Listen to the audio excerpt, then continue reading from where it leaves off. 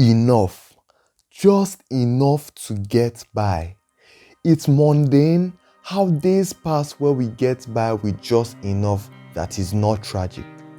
Being comfortable with okay, getting the okay grade, settling for okay relationships, or having a source of income that's just okay for our survival.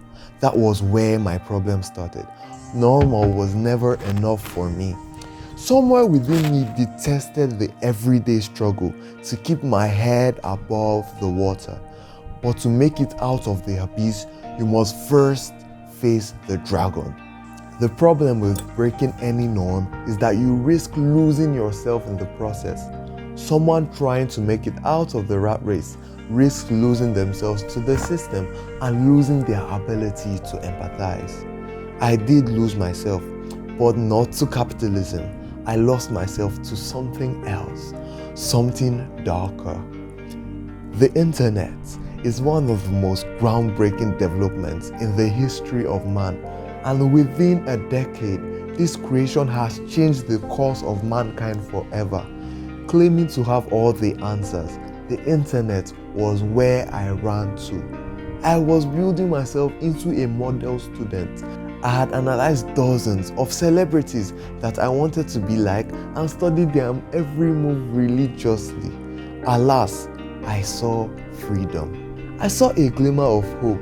It was liberation from myself and all my inadequacies. I believed that the harder I studied these successful people, the more religiously I modeled their ways, the more I received liberation.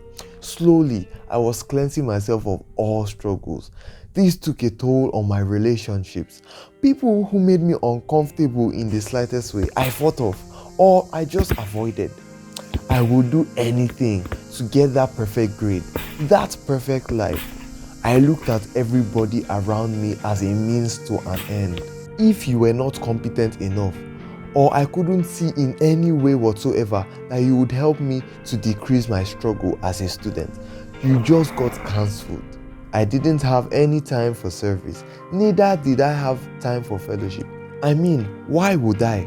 How did that alleviate my suffering? Did that take me out of the abyss? By no means, I thought. This was my new life, and it was fueled by the personalities on the internet telling me that their lives were perfect, which I believed. I really wanted to believe that mine could be the same. This made me bitter when I saw people who I had classified as living a perfect life. How could they? Didn't they see how bad I wanted it? I wanted it so bad that I hated anybody that had it. I also detested people who didn't have it. They were just obstacles.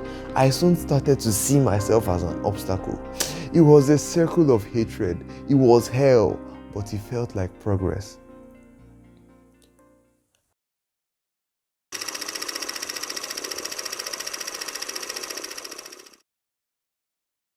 Have you gotten to that point in a movie where the hero loses everything they have? They lose the battle to the villain, they lose their romantic interest, they lose their job and their relationship with their parents.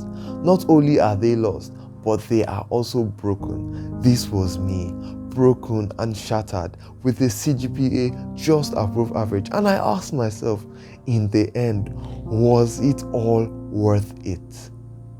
I got my answer when the Holy Spirit entered the group chat, but I had to invite him first.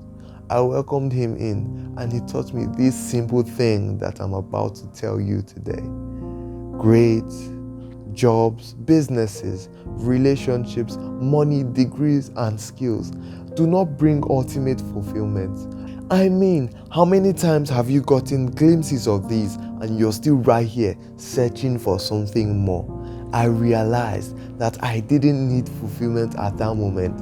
I needed peace. Fulfillment comes after purpose, but peace is needed through the journey. I returned to my struggle, but it wasn't that anymore. It was discovery. I had been striving to become so many other people, so I lost my peace. It was time to become Isaac. The struggles are there to build me as I overcome daily. and become more of the Isaac that God has planned for me to be. And I can't wait to meet with him. However, before then, I must carry my cross daily, do it with joy and patience, and watch myself grow into peace with myself.